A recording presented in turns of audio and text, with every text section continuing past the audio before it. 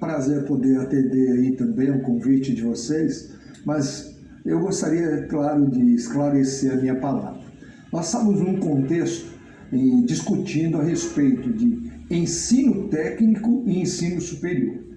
Todos aqui, até vocês, sabem que existem muitas pessoas no Brasil que têm graduação, mas não conseguem uma colocação. Sem qualquer desmerecimento à profissão de motorista, por exemplo, eu já peguei números Uber, que o motorista faz questão, olha, eu sou advogado, eu sou engenheiro, eu sou administrador. O que eu estou querendo dizer?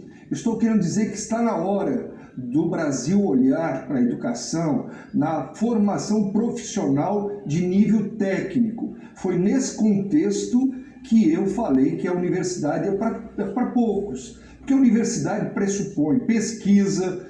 Eu não quero tirar da população brasileira o acesso ao ensino superior. Pelo contrário, agora em outubro nós vamos ter algumas novidades que eu gostaria de deixar ainda sobre a mesa. Mas eu quero sim dizer que aquela colocação foi feita nesse contexto. Ministro, mas me permita só insistir nesse ponto. Pois o que a gente viu no país nos últimos anos, na última década, foi um esforço para ampliar o acesso, não só a forma de ingresso à universidade, mas também o número de vagas das universidades. A gente viveu uma expansão. Do ponto de vista do senhor, hoje, no tamanho que temos das vagas de universidades públicas, é o suficiente? O investimento tem de estar, então, em outro lugar, como no ensino técnico? Eu acho que sim, eu penso que sim. Por quê? Porque ao lado do ensino público brasileiro superior, nós temos a iniciativa privada, que hoje responde por 76% das vagas oferecidas.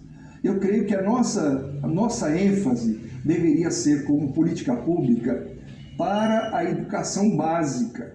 Essa sim que carece de recurso, essa sim que carece de uma atenção maior da sociedade brasileira e o ensino profissionalizante.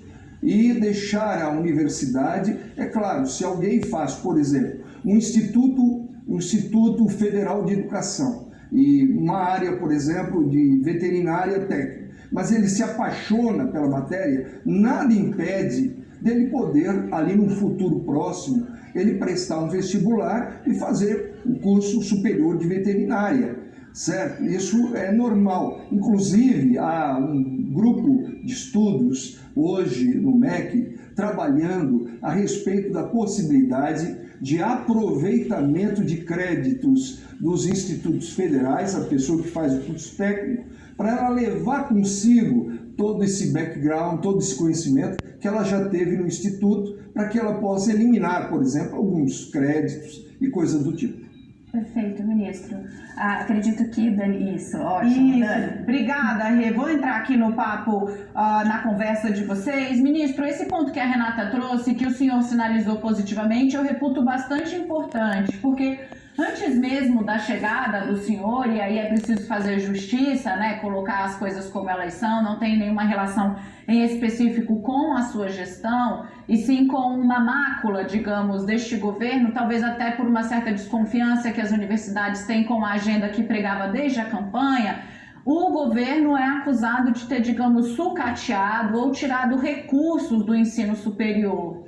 Quando o senhor sinaliza aqui, então, que entende, pelo menos, e aí quero entender se isso vira prática, que é preciso repensar a distribuição do dinheiro da educação no Brasil, investindo na educação básica e no ensino técnico. Aí pergunto, isso significa um enxugamento de recursos para as universidades públicas ou a revisão de programas que levaram um grande contingente de pessoas para as universidades, como foi o caso, por exemplo, lá do FIES? Olha, Daniel, na verdade, se eu falar em enxugamento de recursos públicos para as universidades federais, os institutos, eu estaria cometendo, vamos usar essa palavra aqui, que é própria minha aqui no meu contexto, um pecado mortal. Não há que falar em enxugamento. E os senhores reitores das universidades federais, eles sabem do meu esforço para aumentar. Eu vim da educação, eu sou educador, minha formação é essa. Não há que se falar em cortar recursos. Eu só acho que nós deveríamos ter prioridades e gestão também na ponta, mas prioridades. É isso que eu quero reestudar com reitores, com todos os educadores, e é isso que nós estamos trabalhando. Não há que falar em corte. Tanto é que quando houve um bloqueio de recursos, o MEC foi o primeiro a conseguir desbloqueio, no primeiro momento, de 900 milhões para o ensino superior, e agora, finalmente, o recurso que nós tivemos. O que aconteceu nesse ano com o orçamento do MEC, no meio de uma guerra, no meio de uma pandemia, é que nós tivemos um aumento no orçamento de 2%. O que cortou, sim, alguém pode ouvir e falar, mas como? Cortou, sim. Foi das verbas, mas que eu tenho poder de direcionar um prédio novo, uma pesquisa nova ou um curso novo. Isso sim, nós estamos trabalhando em regime de guerra e para isso o custeio foi garantido a todas as instituições. Deixa eu organizar aqui, ministro, porque a Renata consegue entrevista, gentilmente nos abriu espaço, mas eu quero priorizar então. Vou passar a palavra à Renata e aí para o ministro já ficar ciente também da nossa programação, todos na mesma página, somos sempre transparentes. O Kenzo Matida, nosso âncora em Brasília, está aí do ladinho do ministro e da Renata, também gostaria de fazer uma questão. Então, Renata, com você, trazemos o Kenzo na sequência.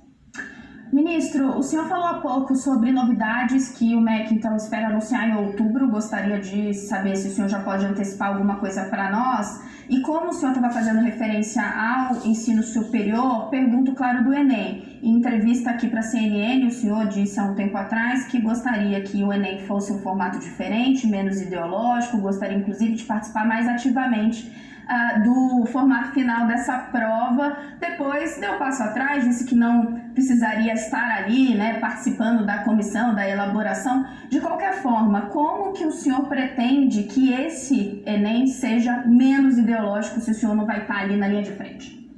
Eu acho, pela ideia de que toda a sociedade tem, de que o Enem ele serve unicamente para avaliar o conhecimento dos alunos que pretendem ter acesso a um nível superior pelo seu conhecimento e não por questões pessoais, ideológicas ou ideias subjetivas. É isso que eu tenho enfatizado. Eu não posso deixar com que um aluno ele possa ser melhor avaliado que o outro para ter acesso ao curso superior gratuito, por exemplo, no Brasil, só porque ele sabe mais de um determinado tema que é muito subjetivo, que respeito, mas que é subjetivo. Então, eu não posso fazer isso. É essa proteção que eu quero deixar como membro do governo do presidente Jair Bolsonaro para toda a sociedade. Hoje, só vai entrar na universidade através do Enem quem souber, sim, mais química, mais matemática, mais história, mais geografia. E essas questões acessórias e paralelas que eu chamo de ideológica, seja de um lado ou de outro, elas serão seguramente afastadas. Kenzo? Obrigado, Dani, Renata. Vou pegar daqui agora. Ministro, eu gostaria de saber em relação à Covid mesmo que nós estamos enfrentando. Nós temos aí mais de um ano e quase um ano e meio praticamente, boa parte dos alunos da rede pública estão em aulas online, muitas vezes tem muita dificuldade de ter acesso à internet, a gente sabe da realidade do Brasil. Eu gostaria de saber que medidas práticas o Ministério da Saúde deve adotar a partir de agora, ou vai adotar a partir de agora, principalmente em anos essenciais, como, por exemplo, alfabetização, alunos que foram alfabetizados de forma online, alunos que estão na rede pública e que estão nos últimos anos do ensino médio. Há medidas práticas que o Ministério da Educação vai adotar a partir de agora para recompor tudo que esses alunos não conseguiram aprender ao longo desse período, ministro? Vai haver sim, já está acontecendo. Hoje, aproveito até pela sua boa lembrança, que é o Dia do Estudante, quero mandar um meu abraço a todos os estudantes do Brasil e dizer que hoje pela manhã eu fiz questão com a minha equipe de fazer uma visita a uma das escolas públicas aqui do distrito e o que eu vi ali foi uma coisa muito boa, muito bonita, e a grande pergunta que eu fazia para as crianças eram se elas estavam de fato querendo voltar às aulas, e ali foi uma unanimidade. É claro que tem, além da parte acadêmica e do aprendizado, a questão social, de interação, que foi perdida nesse tempo. E também fiz questão de agradecer aos gestores, a senhora secretária de Educação aqui do distrito, a diretora da escola e também aos professores, agradecendo a coragem e o sentimento de vocação que enfrentam, porque tem um grupo que, embora pequeno, ele seja ruidoso, que é contra o retorno das aulas, as aulas presenciais. E isso prejudicou muito, mas eu creio que a grande maioria da sociedade entendeu que para que a gente possa começar, como você disse, a recuperar esse tempo perdido, a primeira decisão é o retorno presencial. A presença do professor em classe, do aluno, é insubstituível. Nenhum método, nenhum tablet, nada pode suprir a presença do professor. E é isso que naturalmente nós enfatizamos. Com relação a questões de programas, nós estamos primeiro terminando uma avaliação. O Brasil é um país continental, então há diferenças em regiões sobre o grau que foi afetada a educação brasileira, sobretudo na educação básica. Nós temos, por exemplo, o estado de Santa Catarina, que ele reabriu as aulas praticamente em final de 2020, início de 2021, as salas foram abertas com todos os cuidados. Ninguém aqui despreza os cuidados sanitários e tal, mas abriram e está caminhando, e nós temos essa segurança. Então, antes de tomar qualquer medida, qualquer programa, nós já estamos na época de recolher informações dos senhores secretários municipais e estaduais de a que pé está a questão do nível em que os alunos pararam. Essa avaliação foi feito um questionário e eles estão devolvendo para o MEC para depois as medidas que teremos que tomar. A gente recebeu aqui